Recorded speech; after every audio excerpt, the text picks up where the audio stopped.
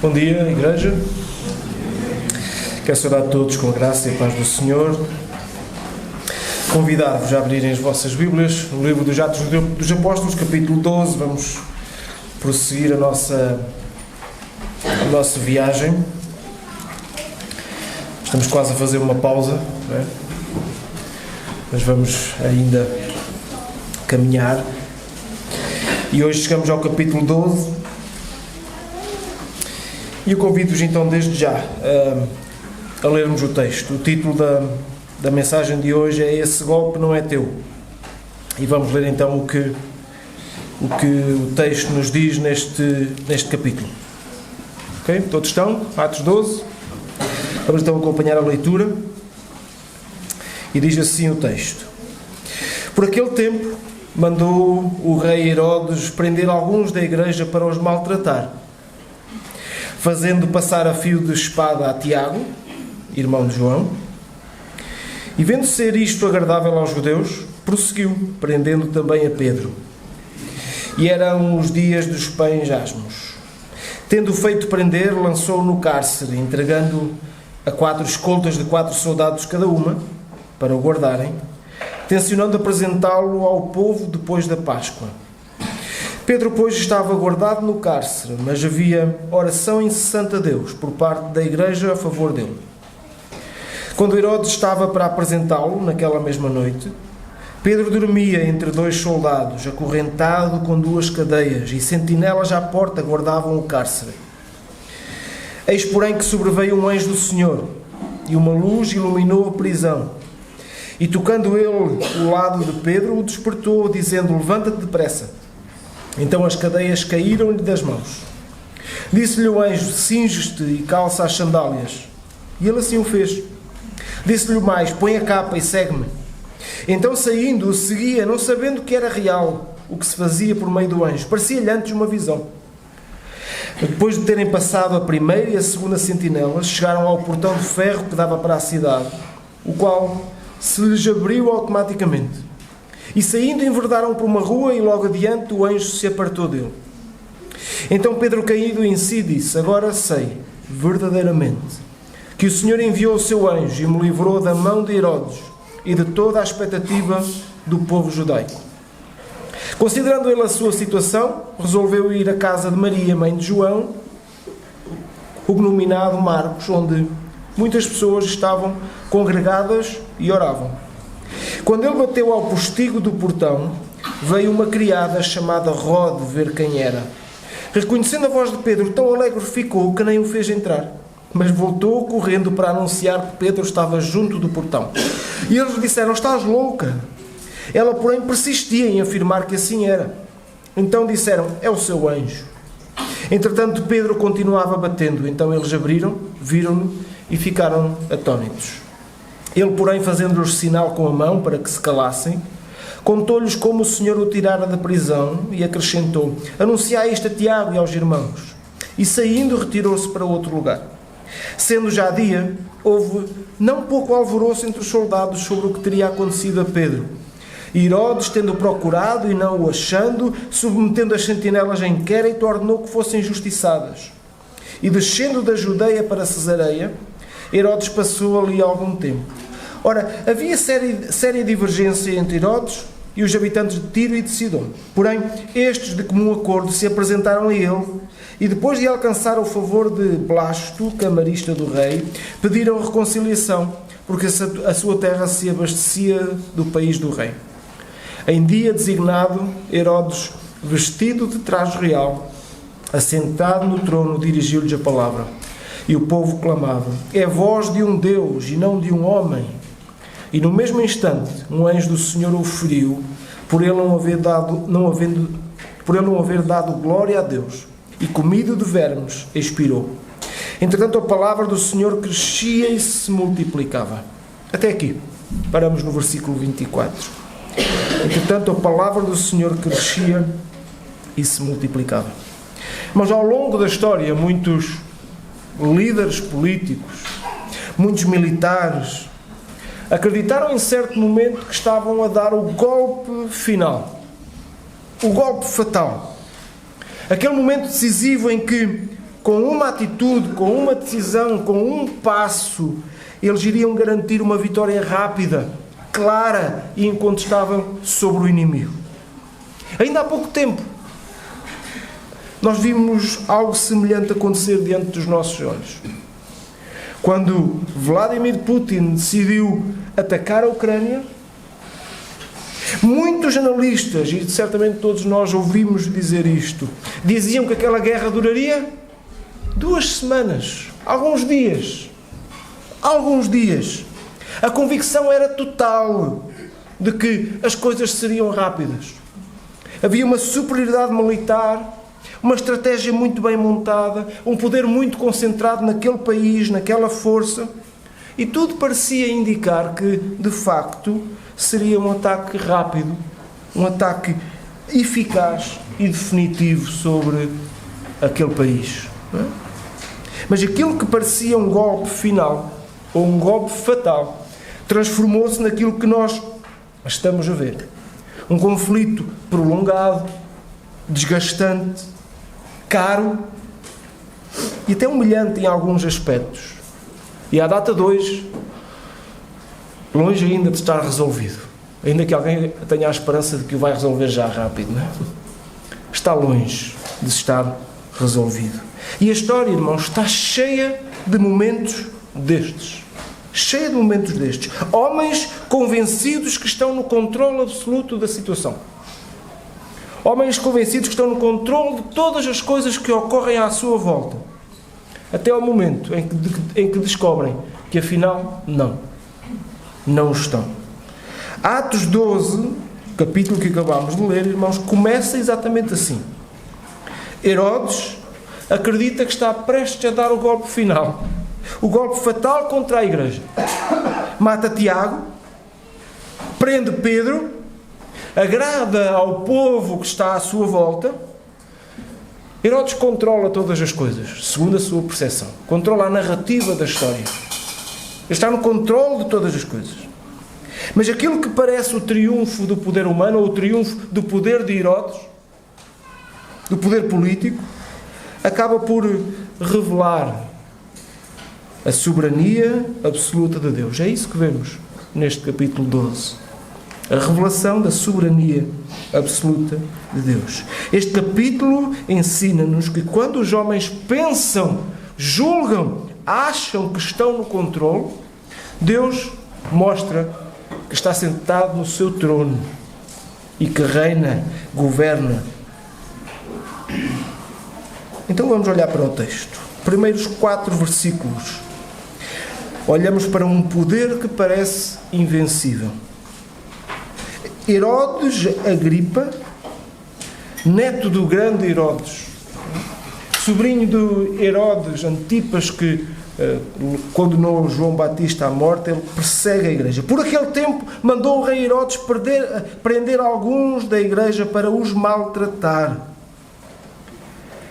E fez passar a fio da espada Tiago. Tiago, discípulo do Senhor, o irmão de João, apóstolo, é aqui morto neste momento. É o primeiro discípulo a ser morto por causa de ser discípulo do Senhor Jesus. Nós sabemos que a história dos discípulos, a vida dos discípulos, grande parte deles, e não é todos porque há uma exceção, são mortos de uma forma trágica. Mortos de uma forma assombrosa. E Tiago é o primeiro. Às mãos deste homem, de Herodes, ele é morto,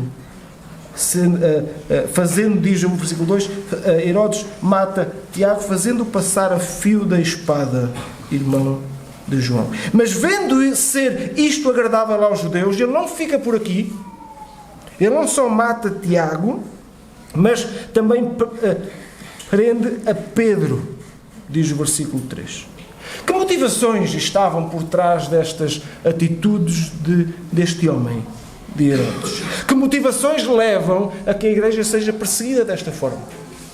Que motivações estão por trás destas atitudes que fazem com que Tiago morra, seja morto, e Pedro esteja preso? Há uma motivação política clara. que o versículo nos revela. O versículo 3. Herodes queria agradar aos judeus. Como já dissemos, este Herodes, neto de Herodes o Grande, ao contrário do seu avô, estava decidido a permanecer nas boas graças do povo judeu. Ele tinha esta intenção política de agradar ao povo judeu. E o povo judeu reconhecia-o, aceitava-o como rei, reconhecia-o como um dos seus. Não era uma coisa muito normal. Por causa desta intenção política, por causa do favor que Herodes queria dos líderes religiosos, então ele toma esta atitude. Ele quer conquistá-los. Ele pensa politicamente para si. Mas também há uma motivação religiosa. Os judeus, o povo, os religiosos queriam eliminar os líderes cristãos. Sabem, no capítulo 2, versículo 47, nós víamos o seguinte, que a igreja crescia, e o que é que Lucas lá escreve? Que a igreja contava com a simpatia de todo o povo. Não é? Está lá ou não está? Naqueles versículos do 42 ao 47, em que nós vemos que havia unanimidade, todas as coisas corriam bem à igreja, eles perseveravam unânimes na doutrina dos apóstolos, no partir do pão, na ceia, havia comunhão, estavam juntos em tudo, faziam tudo, e no fim diz, e contavam com a simpatia de todo o povo. Do povo! Porque dos líderes religiosos nunca percebemos esta simpatia. Nunca percebemos esta simpatia. Portanto, a perseguição religiosa dos líderes religiosos, assim como no tempo de Jesus, era feroz. Ora, articulada esta intenção religiosa com o poder político, isto cria uma combinação terrível para a igreja. Não é? Articulado o poder religioso com o poder político, estava tornada uma pressão humanamente sufocante para a igreja. E era neste contexto, no contexto destes homens que julgam ter o poder nas suas mãos, que a igreja crescia. É neste contexto. E Pedro, depois de Tiago ser morto, foi lançado na prisão. Mas não foi lançado na prisão de uma forma simples. Ele foi algemado a 2 soldados.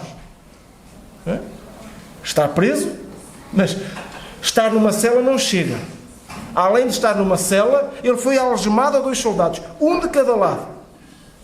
E diz-nos o texto que foi guardado por 4 escoltas de 4 soldados cada uma. Portanto, havia cerca de 16 soldados, irmãos. 16 soldados a tomar conta de Pedro dia e de noite. Não chegava a estar preso. Era necessário tudo isto. Portanto, o que é que está na mente de Herodes? O que é que está na mente deste homem que julgava ter o poder sobre todas as coisas? Ele queria ter a certeza que era impossível Pedro fugir da prisão. Assim como matou Tiago, ele queria garantir que Pedro não saía dali.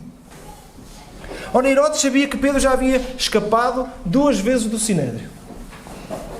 Conduzido ao Sinédrio, julgado, mas foi libertado. Sabia que Pedro e João, o que Pedro e João disseram acerca disso. No capítulo 5 já tinha acontecido que Pedro tinha saído de uma prisão libertado por um anjo. Certo? Ora, o que Herodes quer garantir é que isto não se repete. Herodes quer garantir que, de facto, Pedro não saía daquele lugar.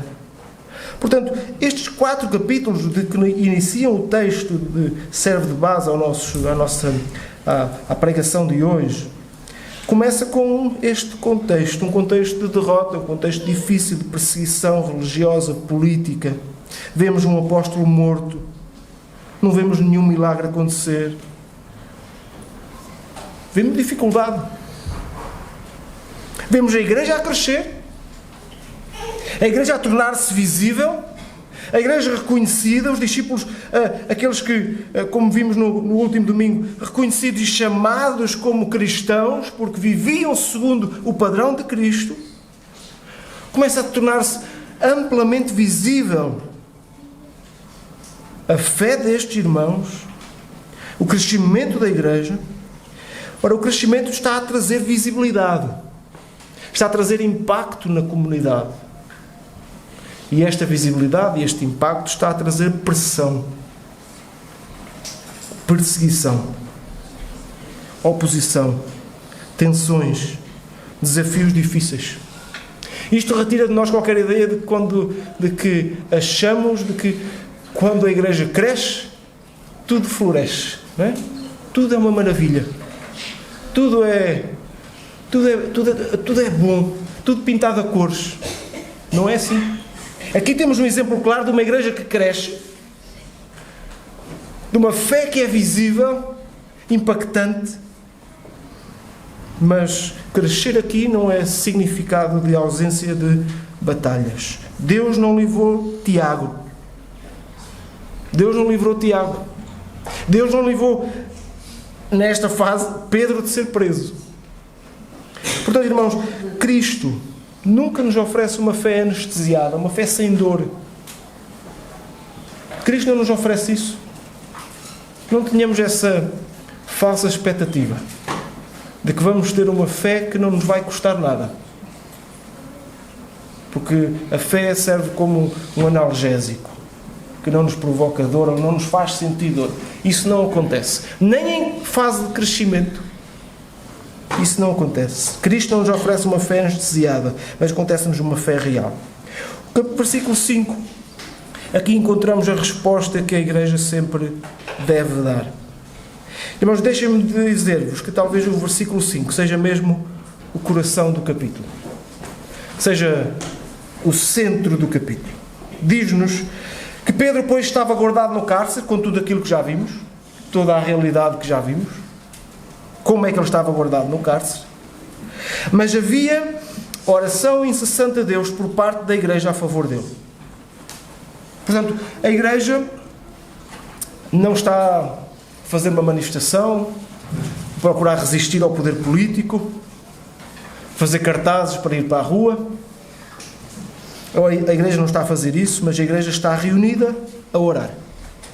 A orar insistentemente a Deus. Havia oração incessante a Deus a favor dele, a favor de Pedro. E reparem nisto. A Igreja está a orar depois da morte de Tiago. Tiago morreu. Certamente o ambiente não era o melhor. Dor, sofrimento, choro pela perda deste discípulo. Um dos discípulos, não podemos negar isso, porque a palavra de Deus também não o nega, mais influentes, mais respeitados, mais conhecidos, mais referidos. A Igreja ora depois da partida deste homem, da partida de Tiago. A Igreja ora sem qualquer garantia de que Pedro será liberto. O facto de Deus já ter libertado Pedro atrás, o facto de Deus já ter mostrado o seu poder, não é garantia de que Deus vai livrar Pedro. Porquê que não é garantia? Porque Tiago tinha acabado de morrer. E Deus tinha permitido que Tiago fosse morto. Não é? Oram exatamente porque acham, porque entendem que Deus é a única esperança que lhes resta.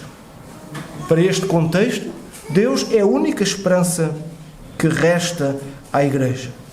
Vou repetir, Deus é a única esperança que resta à Igreja e por isso eles oram. Por isso eles intercedem incessantemente, diz o versículo. O que é que nós fazemos quando as circunstâncias nos desafiam? O que é que nós fazemos? Oramos primeiro? Ou reunimos os nossos projetos e as nossas soluções e decidimos com base nisso? No último domingo nós estivemos reunidos como igreja, não é? E como sempre, sendo igreja, nós temos desafios. Muitos desafios. E pela frente nós temos desafios, como a igreja de Silveira. Há desafios pela frente. Há vários desafios.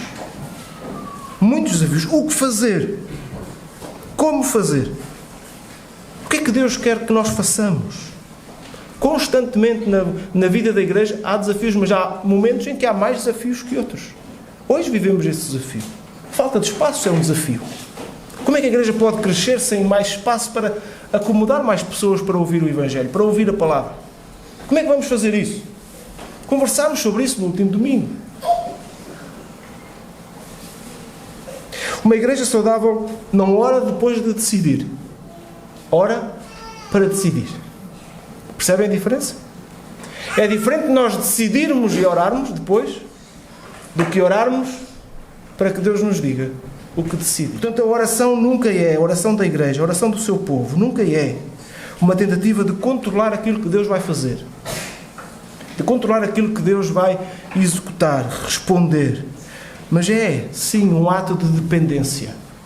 Se nós oramos com a perspectiva de que eu vou orar para controlar aquilo que Deus vai fazer, eu estou a compreender mal o que é a oração. Mas eu devo orar, como a igreja aqui está a fazer, porque sei, Deus é quem sabe. Então eu estou em dependência dele. Eu dependo da sua sabedoria, eu dependo do seu poder, eu dependo da sua soberania. Então eu oro. E depois decido, com base naquilo que ele me diz. A igreja orava. Este é o versículo-chave desta passagem, sem dúvida. Pedro estava guardado no cárcere, mas a igreja orava incessantemente a Deus. Do versículo 6 ao versículo 19, nós vemos o agir de Deus na vida de Pedro. Do 6 até ao 19. Deus já age aqui para mostrar, para evidenciar de uma forma clara quem realmente governa. Reparem na situação de Pedro. Reparem na situação de Pedro. Quando Herodes estava para apresentá-lo naquela mesma noite, Pedro não só estava preso entre dois soldados, acorrentado com 2 cadeias, sentinelas à porta, tudo isso. Além disso, Pedro dormia. Pedro estava a dormir. Pedro dormia. Pedro está a dormir, está acorrentado, está cercado por soldados. E o livramento vem. Não da força de Pedro, mas de Deus. É Deus, claramente, quem age. O texto deixa-nos claro isso. Não há nenhum plano de Pedro de fuga da prisão. Pedro não está a pensar, que não perdeu o sono, a pensar como é que vai fugir dali. Mas Pedro está a dormir. Está com esta situação, mostra-nos claramente que é Deus que age. Um anjo aparece, as cadeias caem, as portas abrem de uma forma automática. Não é? Depois diz o versículo 7, eis que sobreveio um anjo do Senhor e uma luz iluminou a prisão, e tocando ele ao lado de Pedro, o despertou e dizia: levanta-te, vem depressa. Não está aqui, mas certamente o anjo diz: acorda, porque ele estava a dormir, levanta-te depressa, toma as cadeias caíram-lhe das mãos. Ele diz: cinja e calça as sandálias. Ele assim o fez e diz: põe a capa, anda, vem embora, segue-me. A cadeia deixou de estar em trevas, passou a estar em luz. As cadeias, o que o prendia caiu no chão, as portas abriram-se automaticamente, caminho livre. Pedro só tinha que pôr as sandálias e andar. Pedro não tinha que agredir os guardas, não tinha que... E Pedro era dessas pessoas que estava, não é? Tinha essa genica. Pedro não precisou de fazer isso. Simplesmente calçou as sandálias e saiu da prisão. Pedro estava além do limite da sua capacidade. Pedro estava com a sua capacidade totalmente limitada pelo poder humano à sua volta. Mas quando nós estamos além do limite da nossa capacidade, não significa que isso é necessariamente mau. Porque é exatamente aí que Deus pode agir, pode mostrar o seu poder, mostrar quem Ele é. É muitas vezes nesse momento que nós estamos além do limite das nossas forças, além do limite da nossa capacidade, que Deus age, que Deus faz as coisas acontecer. Portanto, o livramento é totalmente iniciativa de Deus. Então, saindo, o seguia. Pedro seguia o anjo, não sabendo se era real o que fazia por meio do anjo. Parecia-lhe até uma visão. Ele nem estava bem consciente do que estava a acontecer. Parecia-lhe talvez um sonho, uma visão. O que é que está a acontecer comigo? Mas depois de terem passado a primeira e a segunda sentinela, chegaram ao portão de ferro que dava para a cidade, o qual mais uma vez se abre de uma forma automática. E automática não é porque tinha um automatismo, é automática porque Deus tinha esse poder. Fez abrir aquela porta e saíram por uma rua, e então sim o anjo o largou. O anjo o largou. O anjo deixou e ele aí percebeu, Pedro aí percebeu, caindo em si, ele disse: agora sei verdadeiramente que o Senhor enviou o seu anjo e me livrou da mão de Herodes. Livrou da mão de Herodes e de toda a expectativa do povo judaico. Pedro sabe que está a ser liberto não só das mãos de um homem que tem o controle sobre todas as coisas, mas ele percebe o contexto político e religioso à volta. Quando Deus decide agir, irmãos, creiamos nisto, nada o pode impedir, nada o impede. Ele tem todo o poder. Temos visto e revisto e recalcado esta ideia, porque ela está presente no texto. Não vale a pena nós olharmos para o texto e não pregarmos aquilo que o texto nos diz. Estamos sempre a dizer que Deus tem todo o poder, que é o poder de Deus que faz avançar a igreja. Parece que repetição atrás de repetição, mas é o que o texto diz, é o que o texto mostra. Deus tem poder para fazer a igreja avançar, e as coisas acontecem assim. Então Pedro toma uma decisão. Pedro diz no texto que, considerando ele a situação, resolveu ir à casa de Maria, mãe de João, a quem dava o nome de Marcos, onde então muitos oravam. Era ali que a igreja estava reunida, estava congregada para orar. E há uma coisa muito curiosa que acontece quando Pedro chega. Ou seja, há várias coisas curiosas que acontecem quando Pedro chega a esta casa. Consideremos novamente os versículos. Quando ele bateu ao postigo do portão, veio uma criada chamada Rode ver quem era. Reconhecendo a voz de Pedro, ficou tão alegre que nem o fez entrar. Já viram? Às vezes acontece isso. Ficamos tão alegres com uma situação que parece que nem agimos bem racionalmente. Ficou tão alegre que até se esqueceu de abrir a porta a Pedro. E a intenção dela foi contar a todas as pessoas. Mas isto não terminou aqui. Voltando, correndo para anunciar que Pedro estava junto ao portão, eles lhe disseram: estás louca. A pergunta é: a igreja estava a orar por causa de quê? Por causa de Pedro. A igreja estava a orar para que Pedro fosse liberto da prisão. Agora imagina a igreja estar a orar por um assunto e virem dizer: olha, isto aconteceu. E a igreja diz: esquece, deixa-me continuar a orar. Não é? Estás louca. Vamos continuar a orar. Estás louca. Ela, porém, persistia e dizia: não, Pedro está ali. É Pedro quem está a bater à porta, conseguimos imaginar. Então disseram: não, deve ser o seu anjo. Não nos incomodes. É o seu anjo. Entretanto, Pedro continuava lá fora a bater à porta. Continuava a bater à porta. Até que eles abriram e ficaram atónitos. Ficaram surpreendidos. Ficaram surpreendidos. Rode reconhece a voz, mas não lhe abre a porta. Ninguém acredita, chamam Rode de louca. Estás louca? Como é que isso é possível? Pensam até que é um anjo. A fé da igreja era uma fé perfeita. Era uma fé perfeita a fé da igreja. A nossa fé é uma fé perfeita. Quando nós oramos de uma forma perfeita?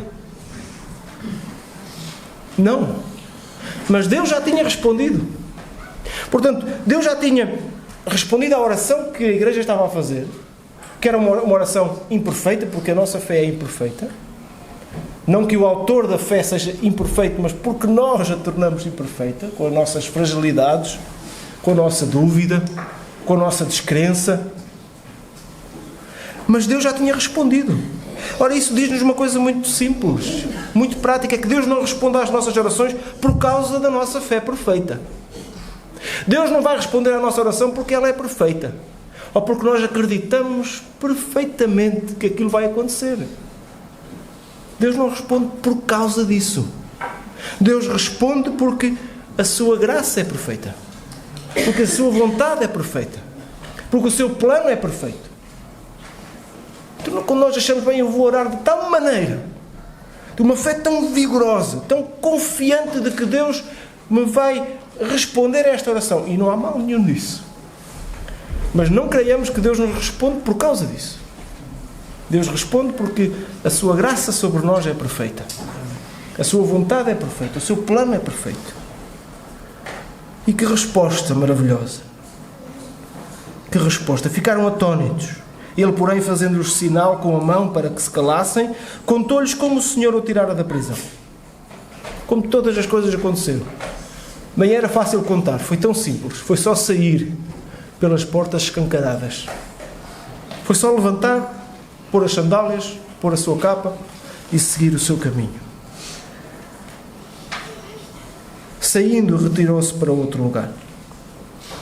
Claro que, quando o dia amanheceu, consequências vieram sobre os soldados que prendiam Pedro. Não é? Normalmente, o que acontecia aos soldados que permitiam que um preso saía é que recebiam a mesma condenação do preso. Ou seja, seriam presos. Seria feita justiça sobre eles.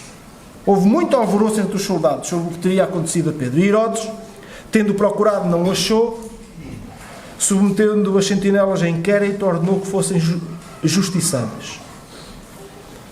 E depois do versículo 20 até ao versículo 24, que é os últimos versículos da nossa passagem, nós vemos o fim inevitável do poder humano. O fim, como terminam os poderes humanos. Reparem o texto. Entre coisas que acontecem aqui com o povo, os habitantes de Tiro e Sidom, há aqui um desenvolvimento entre Herodes e este povo. Diz-nos o versículo 22 que em dia designado Herodes, vestido de traje real, assentado no trono, dirigiu-lhes uma palavra. E o povo ficou de tal forma admirado, convencido com as palavras deste homem, que disseram: é a voz de um Deus. É a voz de um Deus e não de um homem. Este povo olha para Herodes e reconhece-o quase como um Deus. E que coisa maravilhosa para este homem, não é? Imaginem um homem deste tipo, que nós conhecemos alguns nos dias de hoje, e a história nos apresentam alguns. Não precisamos citar nomes. Nosso contexto atual está cheio de homens destes, que dirigem palavras ao povo e o povo parece um Deus. Herodes não deve ter, não é? Ele deve ter levantado os pés do chão, de tão inchado que estava. O seu orgulho, então, naquele momento, deve ter ficado de uma forma como nunca esteve. Mas o versículo 23 diz que no mesmo instante, um anjo do Senhor o feriu, por ele não haver dado glória a Deus, e comido de vermes, expirou. No mesmo instante em que alguém diz: parece um Deus, Deus envia um anjo que mata este homem. E o seu fim é terrível. Comido de vermes, expirou.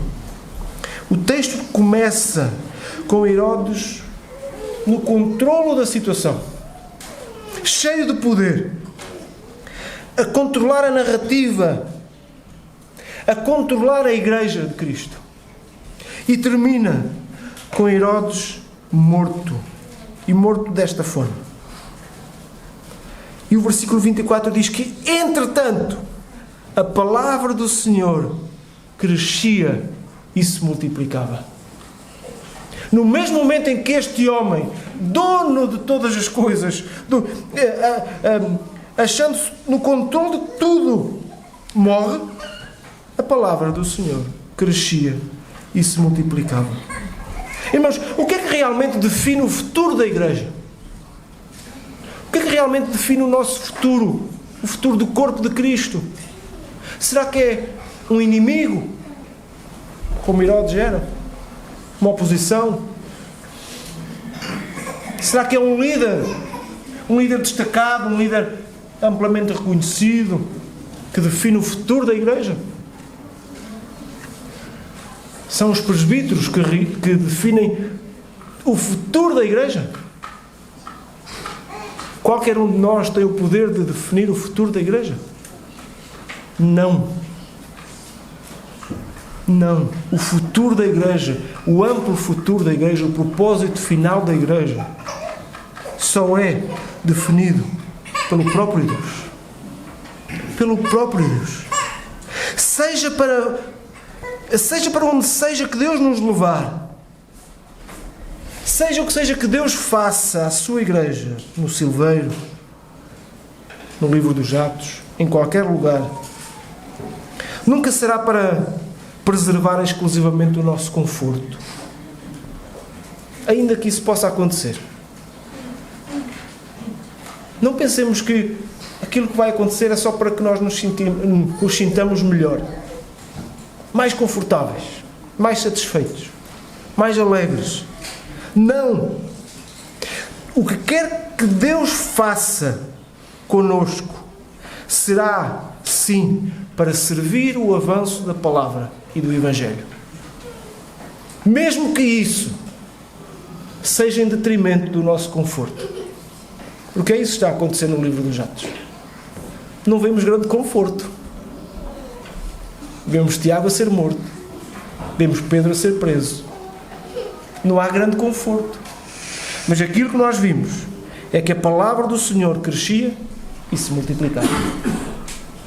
Portanto, o que quer que Deus faça connosco será sempre para ter em vista, ou será sempre tendo em vista o avanço da palavra, o avanço do Evangelho, a salvação de mais almas, o arrependimento de mais pessoas, para que o Evangelho, para que a obra de Cristo cresça. A Igreja não existe, irmãos, para ocupar edifícios. Os edifícios é que podem ser ocupados pela Igreja e estão ao serviço da Igreja. Deixem-me, antes de concluir, olhar para uma pequena tensão que o texto pode nos dar. A tensão entre Tiago e Pedro. A tensão entre aquilo que aconteceu com Tiago e aquilo que acontece com Pedro. O mesmo Deus, mas resultados diferentes. Não é? É o mesmo Deus que está a agir na vida de ambas as pessoas. Tiago é morto e Pedro é liberto de uma forma maravilhosa.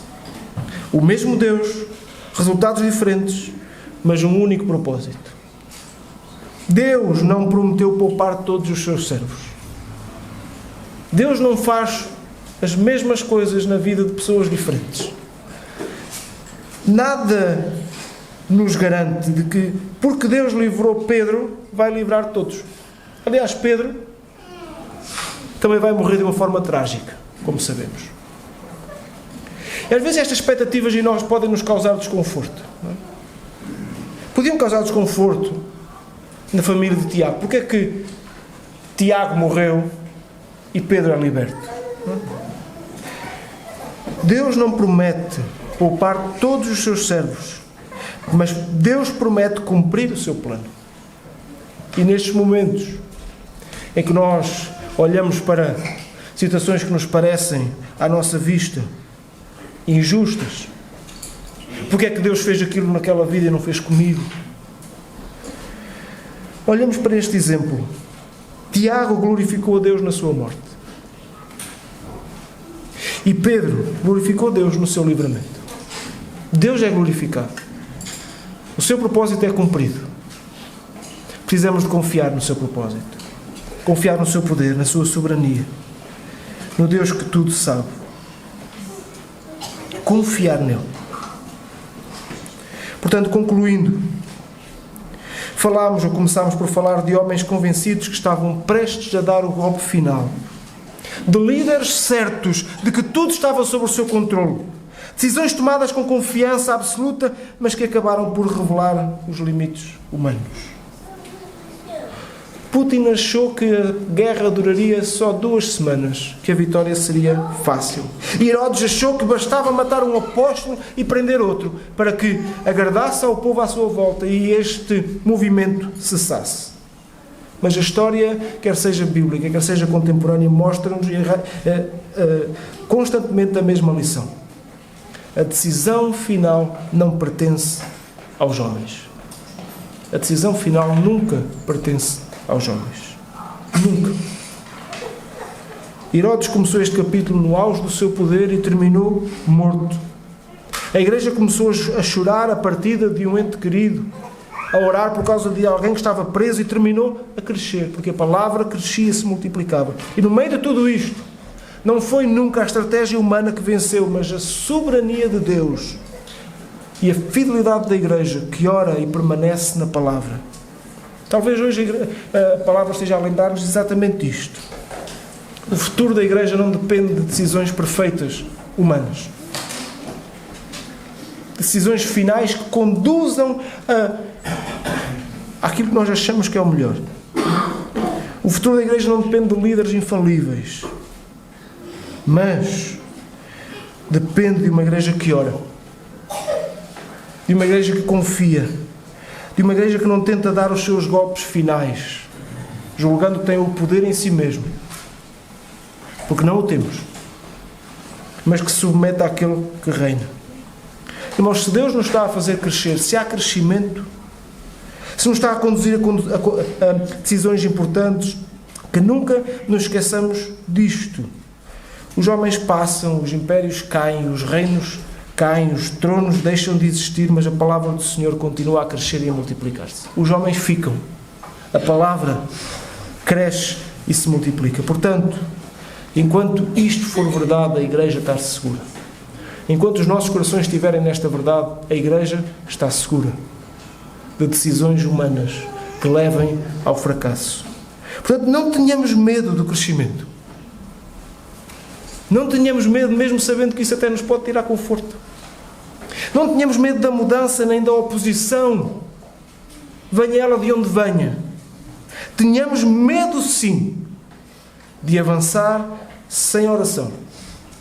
Tenhamos medo, sim, de avançar sem fidelidade à palavra, para a sua glória e para a bênção nossa.